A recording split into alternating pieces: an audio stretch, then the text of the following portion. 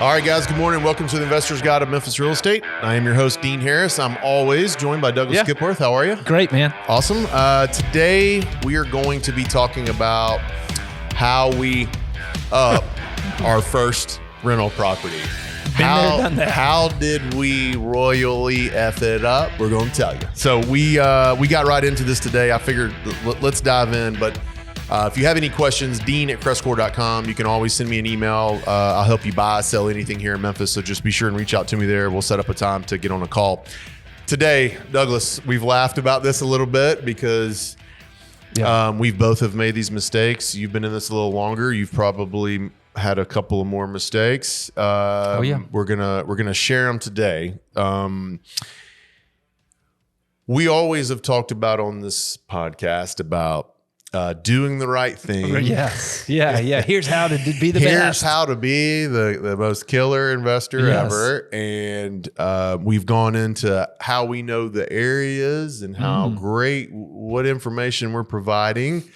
Today, I think we're both going to eat a little humble pie and we're going to tell you how we effed up our first or early purchases in real estate. Yeah. And we don't know how to do it right without this. Yeah. This is what got us there. Yeah. The only reason why we're able to share some of the good stuff and the ways to do things is because of the things we're going to show you and share with you today. I've told this story 100 times. I've had several buyers and investors email me, "Hey man, tell me how you screwed it up." So here it goes. All right. I'll start. I'll get in 3934 Battlefield. It's in 38128.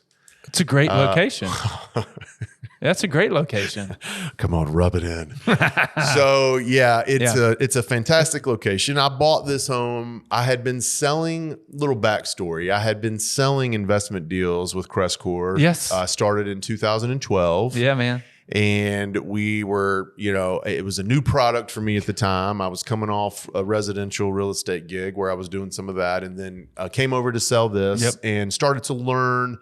2 years into it, I was like, man, I think I want to buy one of these. That's right. Did not have a really large income to weather a ton of storms, had some extra cash flow, but nothing dramatic. So I thought, hey, let's bite off one of these. Here we go. So 3934 Battlefield, I wrote a contract for $35,000. They were asking $45,000. I bought it in 2014 for $39,750. Okay. It's a great price. Man, at the time I thought I'm not going to lie to you. This is pretty good. I'm looking at it now in the ARV of this home. How great. So 120, 140. Okay. It's embarrassing. Yeah. This is embarrassing, but it's 100. The ARV is 140,000 right now.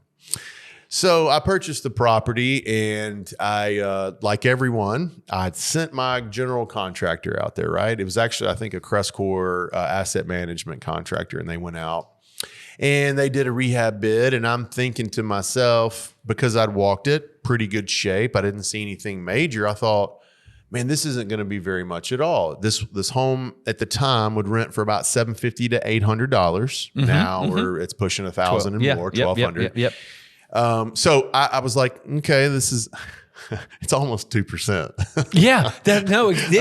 That wasn't unusual. I know. And that I can't wasn't believe unusual. at the time where my mind was at, because right now I would, if you handed me this, I'd be, can I buy 20 or 50 or 100? Like, how many of these can I buy? That's right. So at the time I was like, okay, it's an okay deal. I remember consulting with you on this. Yeah. And like, what should, Dean, that's a great, why don't you try it? So I went, I got a hard money loan. Okay. So because I did not have just a ton of savings and a ton of other stuff. So I went and got the hard money loan. And I closed on it, $39,750. My guy goes out there, he comes back with the rehab bid, $8,700.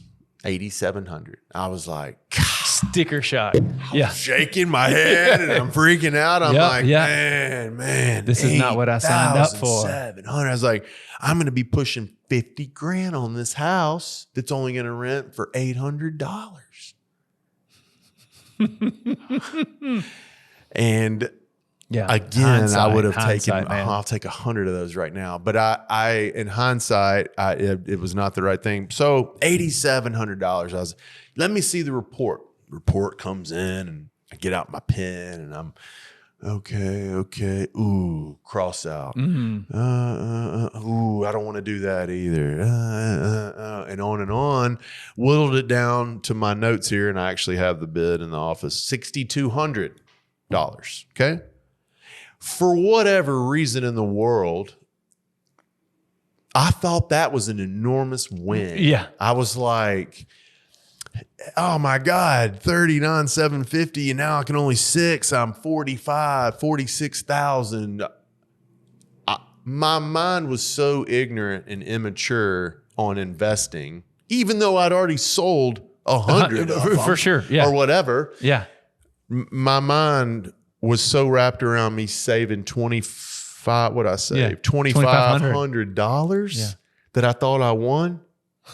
So here we go. I'm running, all right, man. So I call my guy back and I say, scratch this, and this. I want to do this. And I'll never forget it. Even at the time, the guy says, are you sure? And I'm sure like, you want to do that? Again, in my penny wise, pound foolish. And in my mind, I was like, he's trying to put it over on me. He wants that extra $2,500 on there. And now thinking, I'm like, what was he going to make? $300 on that $2,500? Right. So I didn't put it all together, and I just wasn't thinking like a savvy, smart investor. I was thinking like a rookie and counting every dollar and not understanding the big picture, right?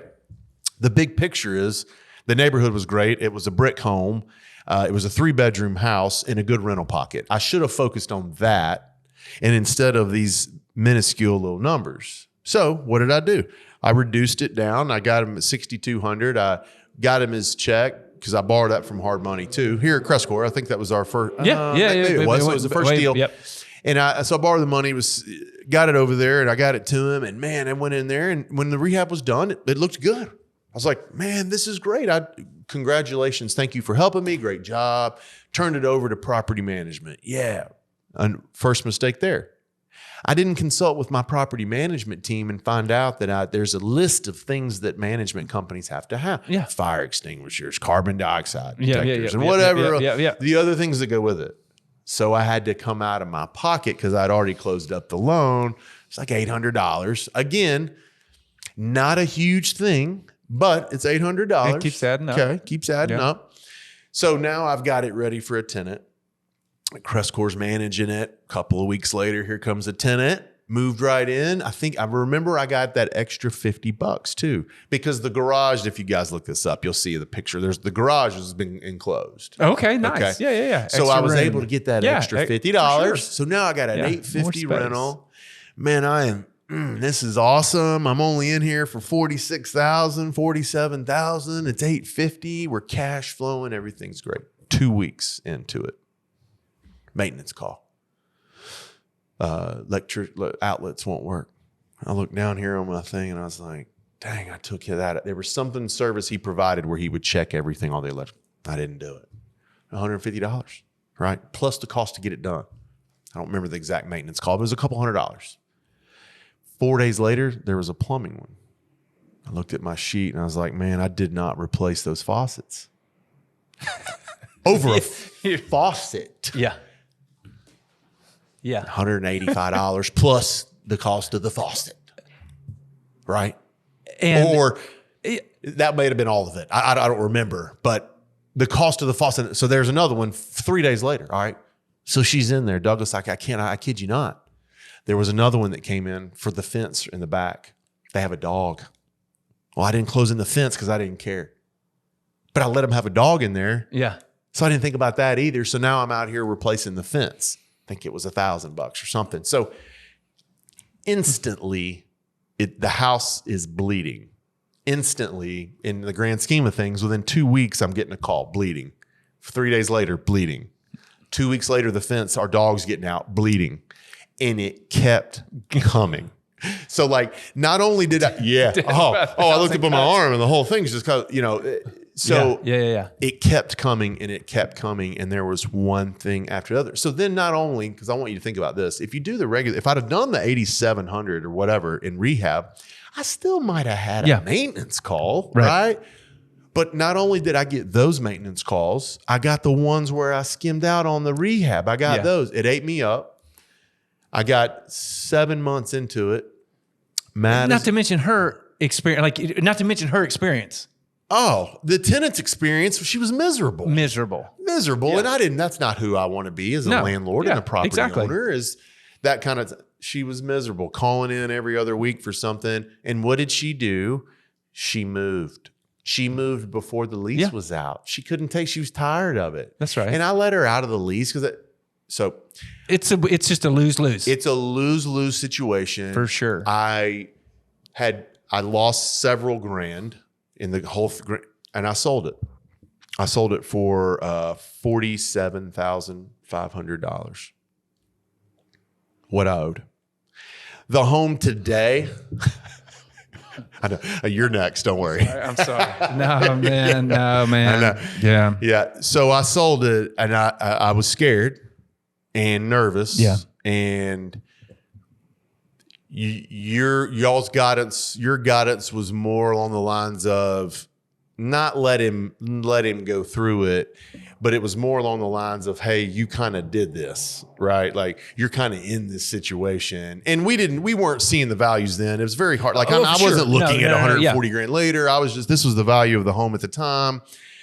I got rid of it and sold it. I swear it wasn't 12 months later, value started to go up, rent started to go up, and I started watching it. Before I came in here today, I pulled some comps. I could probably sell that house today if I owned it for 140 grand. Yeah. Rented for 1,200 would have been a phenomenal $1,200 in rent. I'd have had 46,000. So count a little bit more rehab in there. I'd probably have $50,000 to $55,000 into that thing for a $1,200 rental. Sold it for nothing. Broke even. Just got rid of it because I mismanaged it. At the very beginning. Yeah. Okay. And where it started was when I got my great little pen here out and I clicked it and I started crossing out. The mismanagement began right then. Yeah. Because it's not like not like the guy put on here, hey, the roof is only 5 years old or 6 years old. You could replace it, and I chose not to. No, the guy said here you have some faucets that are old and ancient and need to be replaced. And my first question was does it spit water out? Well, yeah, sure it does. Yeah. Well, then when she kept turning on and off, now it's leaking. There's water going all over the sink, and she's calling a maintenance request in. It's like, I learned that lesson. If I'm being honest with you, I don't think I learned it even on my next purchase. I don't remember, but I know, I think for one or two, I was like, do it all. And then sure enough, a couple of later, I was like, oh, well, let's do it. It has changed there now to where when my contractor goes in, when our contractors here from CrestCore go into the home, this is what it is. That's right. If I can take anything off, it's going to be because the contractor says you don't have to do this. It's in decent shape, but I wanted to show it to you. I might leave that off. Recommendation versus required kind of thing. Yeah, I got you. But if there's anything leaking, won't turn on, needs to be replaced, whatever it is, I'm doing it or I'm not buying the house. There's my 34 battlefield lesson. Yeah, man. And that's a $85,000 lesson. That's an expensive lesson. Now, it didn't cost me 85 grand then. It probably cost me a few thousand then. Yeah. But right now, it's cost me about $85,000. Yeah. And you would have mismanaged because you recommend people do it right on the front end. My recommendation, and it has been from the very beginning, is do it right on the front end. Even if you push your numbers by a couple of $1,000s, but it's a good house in a good area, do it. Yeah. I promise you'll regret not doing some of the very minor things based off some of these maintenance calls that are going to come in. And not right away. You might get away with a couple of months, right? You might get 6 months down the road and you're okay. Then you're going to start getting something every other week. Then you're going to get something every month. Yeah. Right? Yeah. Just imagine something every month at $185. And not to mention, back to you're providing an experience for the resident. right? Like the renter is not going to be happy in that. And they're not going to, when it comes time to, hey, should I pay the rent on time? Should I move out? Should I honor my lease? So I was here 12 months. I had to call CrestCore. Am I going to renew my lease? 9 times. They were out Am I here going to leave them a good review when I move out? All of the above. So you're saying do it right on the front end. I'm 100% saying do it right on the front end. My mistake was that I mismanaged the rehab process. And so I will tell a story about a house. I mean, you could hit a golf ball from here. We're on Summer. I mean, it's over on Given. It's a mile from here. It's close. Yeah. We could walk. Yep. Great location. I have 10 over there. I love it. Great location. Yeah. So good property, great location. Super happy. Yeah. Got it from a wholesaler way back when. It's 10 plus years ago. 20 grand. God, could you imagine getting houses over there for 20 grand on Given?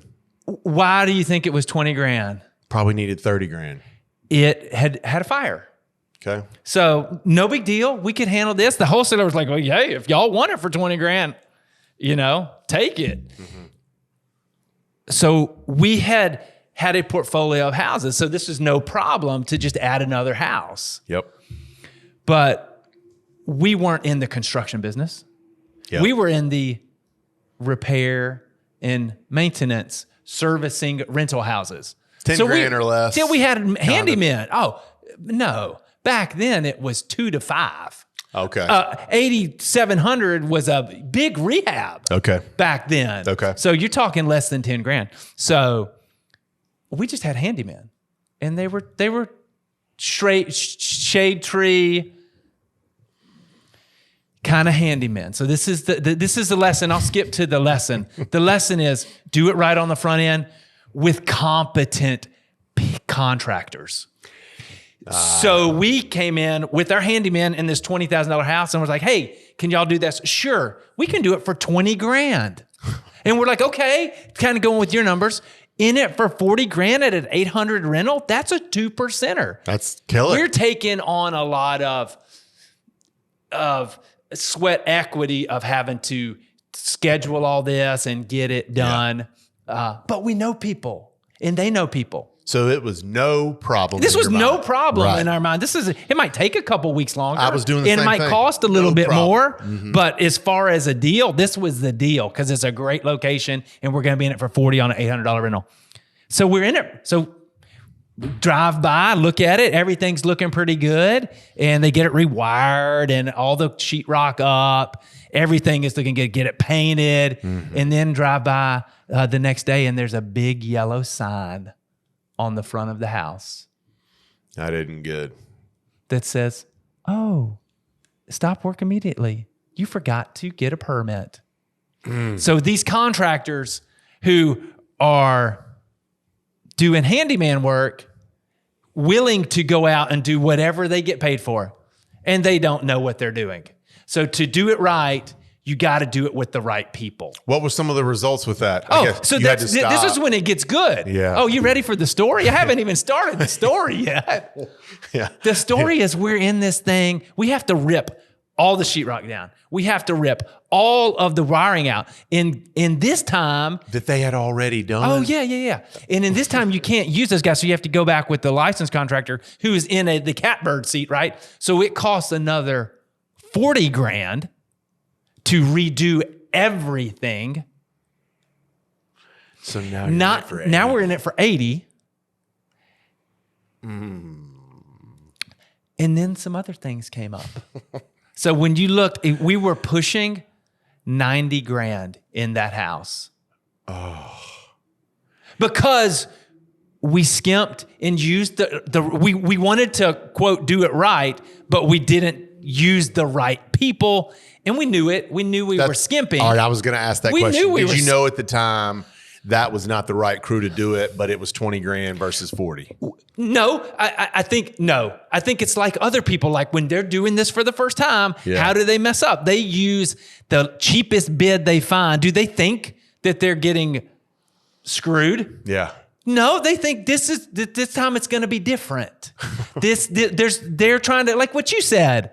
When you said it was $8,700 and the guy moved it down to $6,200 and was like, "Are you sure you want to do this?" Your first thought was what? Hell yes. No, you said your first thought was he's trying to gouge me for the extra $2,500. I thought it was him. No, you were saying, heck yeah, I'm going to save this $2,500. You think he's trying. So that is the first time, or the beginner, the inexperienced, even though we weren't beginners in that, we were inexperienced and we were beginners when it came to major rehabs like that. And so we were like, oh, well, we'll cut corners or we'll use this. We're not going to go with the professional who's a license, is going to be able to pull permits and do everything the right way. So we cut corners. So you didn't double, you tripled what you thought. If not quadrupled. I mean, it was 90 plus. So, I mean, good news, still own the house and it's over $100,000 now. But but the lesson was priceless. It's it wasn't these things like costly, but priceless. Right? Because guess what? All the money you save later. Never did that again. What a mistake. What a learning experience of thinking you can hire just anybody to do any job. That is not what it's like hiring a realtor. Like you can go buy a house from a wholesaler, or you can get some experience. We talk about this all the time. You can get some experienced guide, or you can find a real estate agent that's never, that has a license that's never sold investment deals that can sell you an investment deal. I mean, which is essentially what we did. We got some guys who can flip. They can put wiring in a sheetrock. How hard is it? Not hard. What's hard is getting the permit and doing it right, and then having to rip all that down and paying out the wazoo. The importance, I think what you're saying here, the importance is not only just your contractor, but that the contractor knows exactly what the steps and the processes are. You said you got to do it right on the front end, and you got to do it with the right people. Yeah. So it's not just checking the box of like, oh, I'm going to go use a real estate agent to help me buy a house. No. You got to use a real estate agent who understands the process and is experienced. So not just a contractor. Not just a contractor. But for a fire-damaged home, a contractor that knows how to handle a fire-damaged home. Thank you. Or a multifamily project. They need to know how to handle multiple AC units and blah, blah, blah, everything that goes with it. It needs to be an experienced with that type of work. So yes, so that's the lesson learned from that was, man, we screwed up. We screwed up because we cut the corner of just using anybody to do anything, which is exactly what we're saying you should not do as a newcomer. No. Or as an experienced person. Use the right people for the right job. All right, you had one more, right? Let's get one more. I had one more, but it was kind of the same thing. I want you to do the one. I was just saying, like we have talked about having, doing it right property, right place. And then the lesson I learned is you would rather have a good property, or you'd rather have a fair property like that house. I mean, that was a fair property in a great location. Yeah. Then, and this is the spreadsheet jockeys, than having a great property in a fair location. Yeah, because then your spreadsheet shows up. Yes. Your spreadsheet's the winner. Your spreadsheet's the winner, because you would rather have a fair property in a great location, big time, fair property in a great location than a great property in a fair location. Because in this scenario, that saved your rear end. That saved our rear end. Yeah, that saved my rear end. Because this is a great area, a good rental pocket. It's an appreciation area. It's definitely worth more than what you have in it now. Yeah, and that was the saving grace. That if you did that in 38109. Or in a bad, or 106, or in an area, and you got $90,000 into the home, it's still probably right now only worth $60,000, right? And that's what I was gonna say. And this is maybe a more hypothetical, but it's not hypothetical. It's true, but it's a little more less tangible because it's not specific property. First portfolio I built, first 6 houses right there around that house on Gibbon. Yep. Got a couple others with a partner in good locations. Yeah. So we want to buy our first package deal. How many was it? 15. And you only own 6 or 7? I think maybe 8.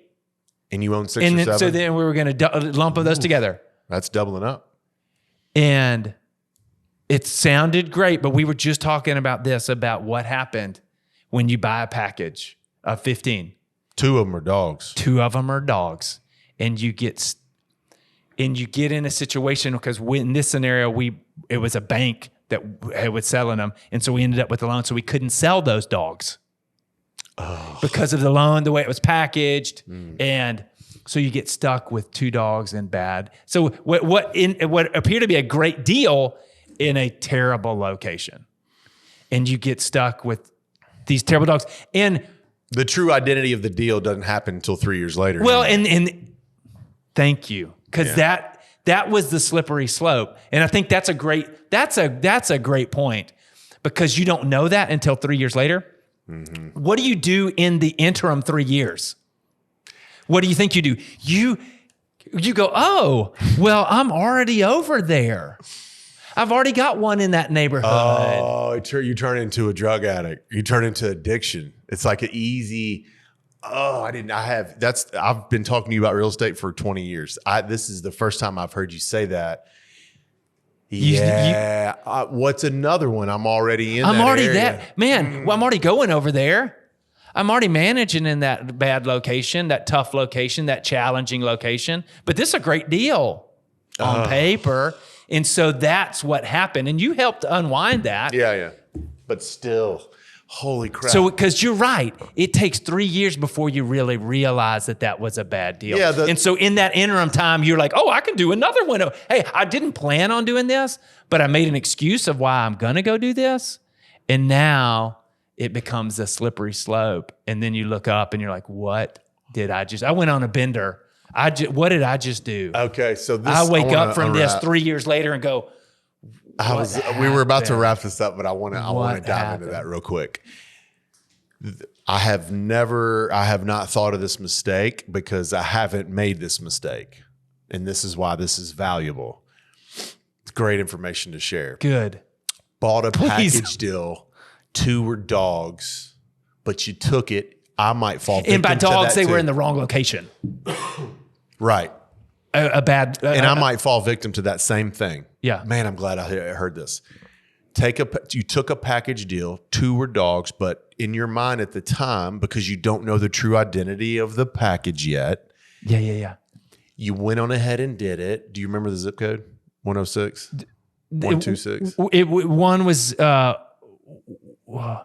one, maybe in 126. Okay. 106. And then a couple others and because it was more than two. That two was your example. It's probably 4 out of 15. Okay, so let's say you. But they were spread out, and they were just harder locations, and things were different. 15, 20 years ago. So now you took the package and we're managing it and renting, and it's okay. We're probably struggling a little bit in those areas, but we're over there and it's making it happen. Some months or year later, someone comes up to you with another package or just another house. And you say, heck of a deal. Great deal, fair location. I got two over there. I'll take it. Thank you. Yeah. And you never would have if you didn't have two or three from another package. If you had stayed the course and done what you set out to do, and if you had somebody speaking in saying, hey, I just want to, this is good for having wise counsel and having people and running things by and saying, okay, why are you doing that? You said you were going to do this. Why are you doing that? You slipped into drug addiction and didn't mean to.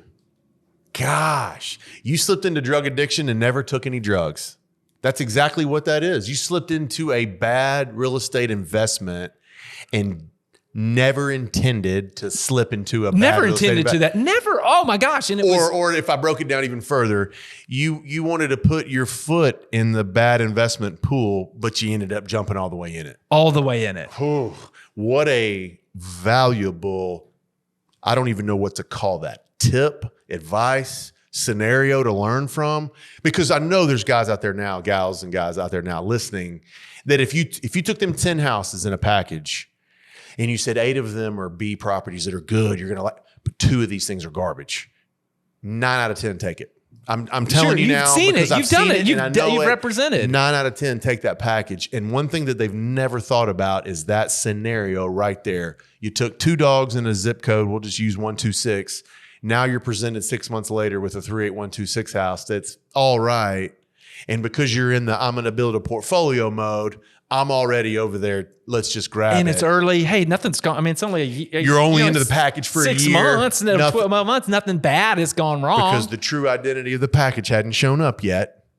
So you take it, and by the time the true identity of that package shows up, you've taken 4 other dogs that are like that. Now you got half dogs and half good. Man, yes. What a lesson. Yes. And thank you for helping me.